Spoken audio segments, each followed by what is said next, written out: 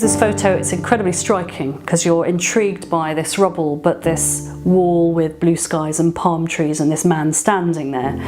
So it's an extraordinary photo, it's captivating. But actually the main thing that pulled me to the photo was the story that accompanied it, which it was taken by quite a famous war photographer called Patrick Chauvel, who's a French war photographer, in Jenin in 2002. And the story with the photo, it said, I took this in 2002. When I put down the camera, the man's wife offered me a coffee. An incredible gesture of hospitality in view that their home had been obliterated. And I think that story touched me, and it touched me because this man, his family had lost everything, and yet they still offered a stranger a coffee.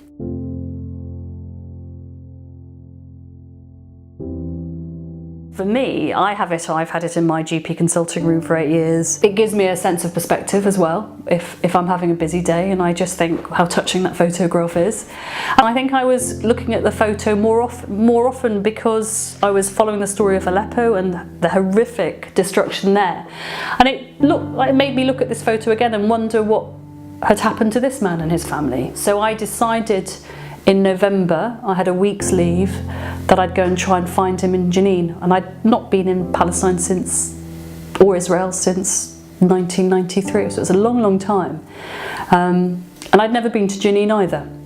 And the only information I had in this photo that would help me find this man was actually the minaret from the mosque in the photograph. So I thought, well, as long as I've got that, someone must recognise that mosque. It's worth going to Jenin to see.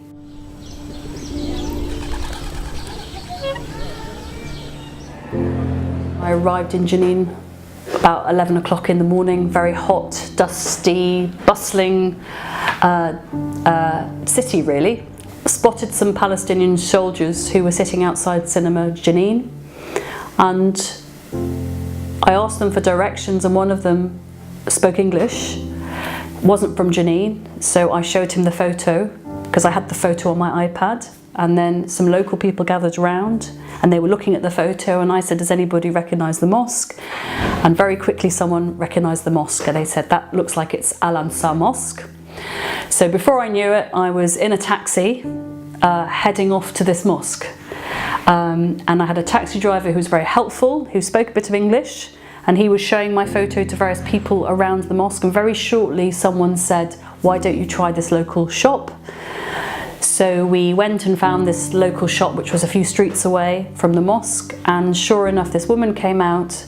She looked at the photo, she had a big smile on her face, and she said, that is Abraham Mahmoud Saleh, that's my father-in-law. And I couldn't believe it. About an hour after that, I was sitting in his house drinking coffee with him and his family, which was rather lovely in a way. I was experiencing their hospitality in their house, and they were very welcoming.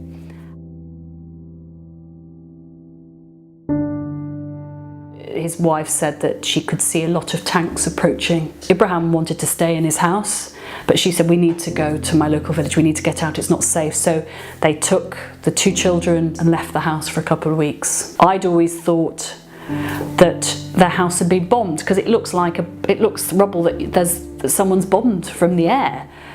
But actually, the Israeli Defence Forces had used armoured bulldozers and just smashed a path through houses, and there were lots and lots of houses that were destroyed in the camp.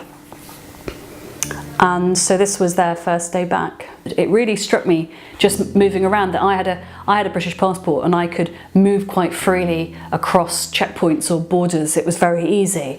And when I left the camp, it really made me aware that people, and talking to people in the camp, that actually the frustration of them not being able to even see the sea that's 28 miles away. There are teenagers that have never seen the sea, and also the settlements everywhere, and that's very depressing because this whole idea of a 2-state solution with all these settlements everywhere, how is that going to be realised?